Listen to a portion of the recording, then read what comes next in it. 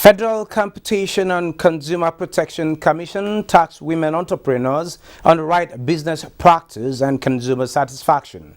FG flags of guaranteed off-take scheme. Asia stocks mixed. Private survey shows Chinese factory activity shrinking in August. And oil climbs ahead of OPEC Plus meeting. EIA data. Details of this and more on Business Express, and we are reaching you from Abuja, Nigeria's capital. I am Benny Adams, your guide.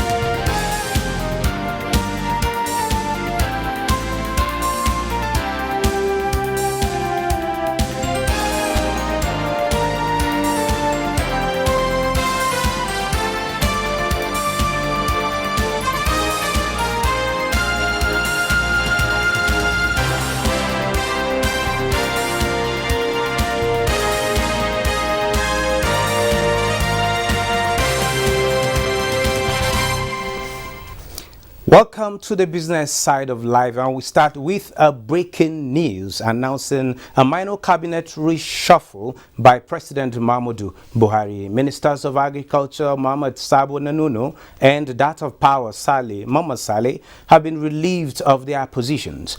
Minister of State for Works and Housing Abubakar Aliu is now the Minister of Power, while Dr. Mohammed Mahmoud has been redeployed from the Ministry of Environment to that of Agriculture. Details will come your way in our subsequent bulletins. Moving on, Federal Competition and Consumer Protection Commission is engaging entrepreneurs to promote quality service delivery in the country. To this end, a virtual workshop is organized for women entrepreneurs in Abuja. Musa Abubakar reports. Like consumers, these entrepreneurs have the right to information vital to their everyday operations. So we provide real empirical. This informed this forum by Federal Competition and Consumer Protection Commission to educate women entrepreneurs to entrench the right business practice and quality service without infringing on consumer rights. PCE, which is the FCCPA 2018. And it gives tremendous powers to the organization that we have to now also share with these entrepreneurs so that they will know what their responsibilities are, as well as the responsibilities that they have towards their consumers of their services. But when they have the information, here is to educate them and then to let them know what they should do in order to grow their business and not to fall into the problem of the act. And so we decided to bring the women. We're going to take away that quality service cannot be compromised if you want to remain in business. I know what I'm supposed to give to people, and I know what I'm supposed to take from people. So whichever way, it's a win-win situation. The overall objective is to promote quality and effective service delivery in the marketplace. In Abuja, I am Musa Abubakar. Reactions and commendations have continued to trail Nigeria's economic recovery plan, with the federal government acknowledging the role of foreign investors in the recent upward review of Nigeria's economy despite the global COVID-19 pandemic. Bosset Abel reports that this came to the fore at a business meeting organized by Nasima in Abuja. Minister of Industry, Trade and Investment Adeniyi Adebayo declared in a business meeting in Abuja that the nation's economy is coming back strongly, with foreign investors making a commitment to invest in the country. With the first half of the year's investment announcement at $10.1 billion, an increase of 100% in 2020, the minister said the present administration is working tirelessly to ensure that these commitments turn into projects that positively affect the nation. The federal government of Nigeria recognizes the importance of attracting and retaining patient investment into our economy. We face the African Continental Free Trade Area now. We are moving from the ECOWAS ETLS to the AFTA. The federal government of Nigeria also recognizes that the security and prosperity of our great nation is inextricably linked with those of the other countries and peoples with whom we collaborate. We are hopeful that with events like this one, we will do our job better. National President, Nigerian Association of Chambers of Commerce, Industry, Mines and Agriculture, Ide John Udeagbala, says the implementation of the African Continental Free Trade Area would deepen and expand collaboration with the private sector, including diplomatic community through available platforms, and express readiness to facilitate opportunities for companies seeking partnerships. Nigeria is not an exception. Federal governments have rolled out various interventions. It's a major source of revitalizing the economy again and invigorating it. So that's why we've organized this. The opportunities are there, not only in the mining and agri sector, but even in the services sector. The meeting stressed the need to stay committed to building a sustainable trade infrastructure within and across Africa for the benefit of Nigerian business community. In Abuja, Boss Ebo.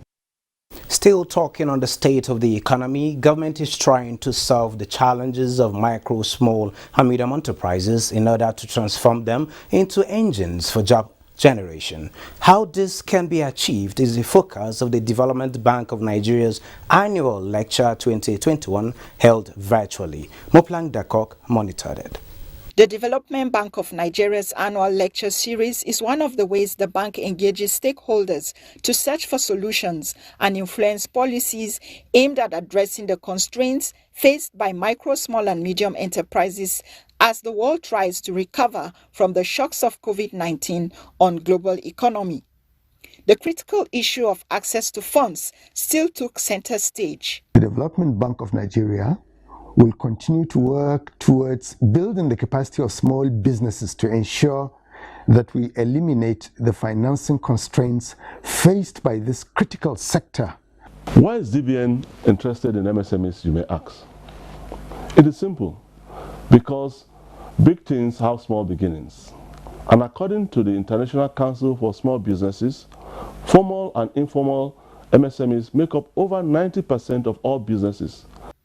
The panelists believe that with COVID-19, the need for technology is even more critical as Nigeria struggles with efficient power supply to boost MSMEs. We can also look at it to enable healthcare and how we export healthcare, fitness, wellness, as well as our manufacturing and exports and service businesses. People are all coming together, trying to see if we can find solutions for how we can create a bigger middle class and how we can support the growth of a wide range of enterprises. The virtual economic development conversation ended with the goal of tackling issues affecting MSMEs and finding innovative ways in which the sector can adapt during periods of uncertainties. In Abuja, Moplang Dakok. Minister of State, Budget and National Planning, Clem Agba, has said the capacity building organized for special advisors and technical assistants of ministers of the Federal Republic of Nigeria is to adequately prepare them to participate in policy formulation and decisions towards the National Long-Term Development Plan. Agba, who made the position known while declaring the week-long training closed in Abuja, explained that given the vital role of ministerial aides and technical advisors in championing the implementation process of the National Development Plan, it becomes necessary to equip them with requisite skills and knowledge needed for optimum performance in the delivery of good governance across ministries, departments and agencies of government. He challenged the participants to imbibe lessons learned. This training covered a wide range of topics, from the critical features of the new National Development Plan 2021 to 2025, including the strategic framework for the plan, an overview of the sector strategy and policy trust, as well as the implementation framework. The real work starts now, as this should represent a new beginning in our concerted efforts to work together towards fulfilling Mr. President's determination to lifting 100 million Nigerians out of poverty in 10 years. We've already made some inputs in the medium term, but this has opened up our eyes so much more to the possibilities of Nigeria becoming what is supposed to be based on a plan that, if we do follow it, will come to fruition. And the real takeaway is that there is need for teamwork for the government to achieve results. Then aside, of course, we had some interpersonal trainings and capacity development in conflict resolutions and project management. Worried by the current insecurity and other challenges in Nigeria's mining sector, the Institute of Legislative Studies, University of Abuja, is holding a symposium on legislative intervention in Nigeria's mining sector for sustainable revenue generation. Abdurrahman Usman Jibrila reports. Adapting an informed investment and operating strategy in the mining roadmap in Nigeria is key to building a sustainable and profitable business development in the country's mining sector. These stakeholders seem prepared for the assignment that brought them together in this hall, as the future holds a lot more. The legislative arm of government can contribute to mining earning through the amendment of the acts. The dichotomy between states and the federal government, and even mining community, local government, everybody is claiming right of ownership of these minerals. And we hope that in no distant future we'll have, this department, with all the strategies to make sure that we help the national development through mining on our campus. And mining is one of those areas that has been a turbulent area all over the world. So security of life and property will be guaranteed in as much as we want to extract mining as a way to embolden our revenue generation. However, the success of the symposium depends on the resolutions reached that will improve the situation in the mining industry and also lead to more domestic and foreign investments in the sector. In Abuja, Abdurrahman Usman Jibrila. The federal government has so far disbursed 56.84 billion naira to more than 1.8 million beneficiaries under the MSME's Survival Fund scheme. Minister of State, Industry, Trade and Investment, Mariam Katagum, disclosed this at the flag-off of the Guaranteed Takeoff scheme, which is the last track of the intervention program. The report. Building on the successes recorded in the implementation of the other tracks of the scheme and in line with the plan to fully rejuvenate the economy, with focus on MSMEs in the manufacturing sector. Chairman of the steering committee of the scheme, Mariam Katagum, says the federal government is rolling out the last component of the Survival Fund, known as the Guaranteed Offtake scheme. It is an intervention to assist small and growing businesses affected by the pandemic. These include face masks, hand sanitizers, liquid soaps, disinfectants and processed foods such as gari, palm oil, groundnut oil, and so on. Under the payroll support scheme, 459,334 individuals benefited across 36 states and the FCT, out of which 43% are female-owned businesses and 3% people with special needs. While the Artisan and Transport scheme, with an initial target of 333,000, artisans and transport beneficiaries have 293,336 successful beneficiaries across 36 states and the FCT. Others are the CAC Formalization Support Scheme, with 244,162 small and growing enterprises registered for free, in addition to the General MSMEs Grant Scheme, with 82,491 beneficiaries to date. We have successfully disbursed 56,842,780,000 to 1,079,323 beneficiaries. The PDO call center will be available from 9 a.m. to 5 p.m. Mondays through Fridays, and the number for the PDO call center is 0704 00500. The latter scheme is given preference to products produced in sufficient volumes in each state, which has proven propensity to create jobs and have a multiplier effect on the surrounding economy. And now oil prices recovered on Wednesday after a U.S. industry report showed crude inventories fell more than expected last week, steadying after overnight losses from the impact of Hurricane Ida on USA refineries. Prices rose ahead of OPEC Plus meeting, where the Organization of the Petroleum Exporting Countries, OPEC, Russia and allies are expected to stick to a plan to add 400,000 barrels per day each month through December. Brent crude futures for November gained 49 cents to touch $72.12 a barrel, while U.S. West Texas Intermediate crude futures for October was at $69 a barrel, up 50 cents or 0.7%. The Nigerian National Petroleum Corporation incurred 756.9 billion naira petrol subsidy cost from January to July this year. This was contained in latest data from the corporation. The subsidy, which the NNPC prefers to call value shortfall or under recovery, resurfaced in January this year as the government left the pump price of petrol unchanged at 62 naira as well as 65 per litre, despite increase in global oil prices. The federal government had in March 2020 removed petrol subsidy after reducing the pump price of the product to 125 per litre from 145 naira following the sharp drop in crude oil prices. And now to commodities. Gold listless as investors seek direction from U.S. jobs data. Let's see the commodity prices.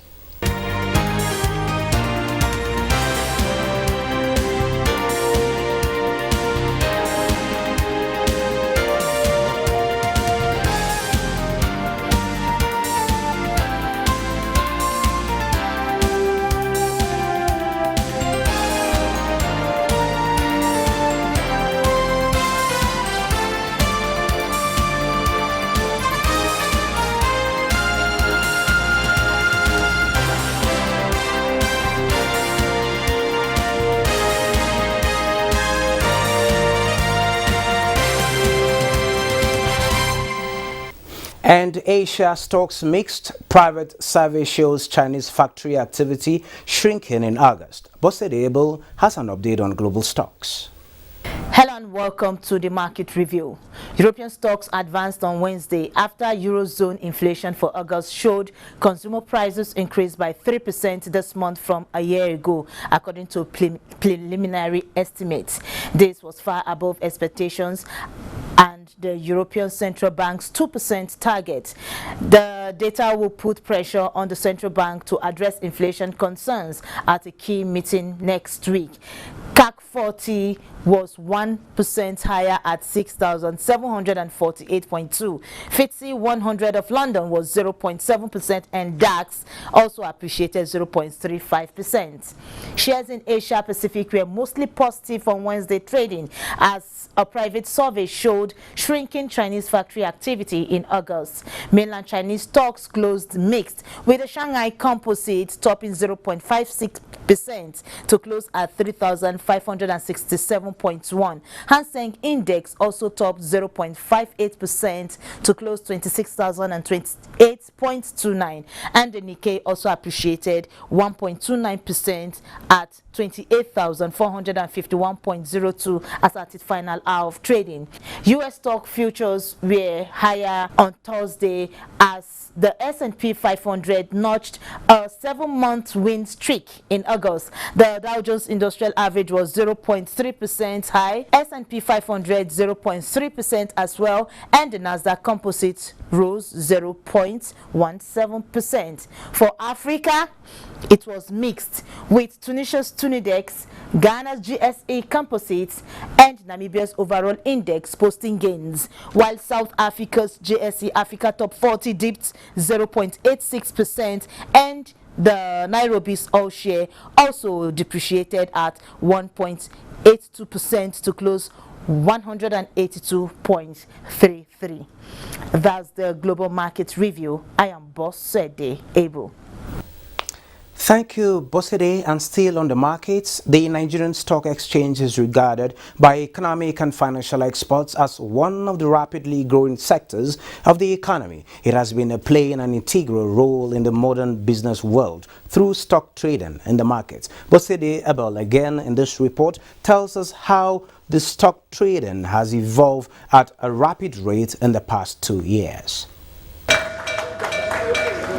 That sound of the gong closes activities on the floor of the Nigerian Stock Exchange (NSE), now known as the Nigerian Exchange (NGX). With 161 companies on the list, 8 of them are domestic companies on the premium board, 144 on the main board, while 4 are on the alternative securities market board. Like every part of the world, most businesses were affected negatively by the coronavirus pandemic. The Nigerian Exchange in 2020 was, however, adjudged the best performing market in the world, following the appreciation of its all-share index by 4.92%. The benchmark index soared 13% in the past month, more than any of the other 93 major global gauges tracked by Bloomberg. The growth became the highest daily gain recorded by the exchange in more than 5 years, and also increased the market capitalization to a 15 trillion naira mark. The central bank deliberately kept the interest rate low. I think it was in September of 2020 that the monetary policy rate was reduced. So that gave a lot of fillip, to the stock market. So the reduction in monetary policy rate, the low interest rate environment, the gradual, pickup in economic activities, all had positive impacts on the equities market, in spite of the fact that we had a lot of exits on the part of foreign investors, but domestic investors, filled the gap. The present administration launched the Stock Africa is Made Of, riding on the successful demutualization of the Nigerian Stock Exchange. It is worth noting that the demutualization of the exchange, the first in Nigeria, is a landmark transaction that generated intense global interest, which is critical for the development of the Nigerian capital market, as it will enable the exchange gain new strategic partnerships, achieve capital raising flexibility, and improve its operational efficiencies with a view to accomplishing its vision of becoming Africa's leading capital market infrastructure provider. The completion of the demutualization is truly a significant moment, and we welcome the new possibilities that have opened up for us. It is a period to reinforce on the global stage our great African pedigree and the stock Africa is made of. The demutualization led to the emergence of the NGX Group PLC and its 3 subsidiaries, Nigeria Exchange Limited, NGX Regulation Limited, and NGX Real Estate Limited. So far, the NGX has recorded listing in the market worth over 1.42 trillion naira from March 24 to September 24, 2020. With 2 more years for this administration to run, experts believe the Nigerian exchange will only get better with the economic and financial programs being implemented. In Abuja, Boss said they able. Next is how the Naira is exchanging for other currencies.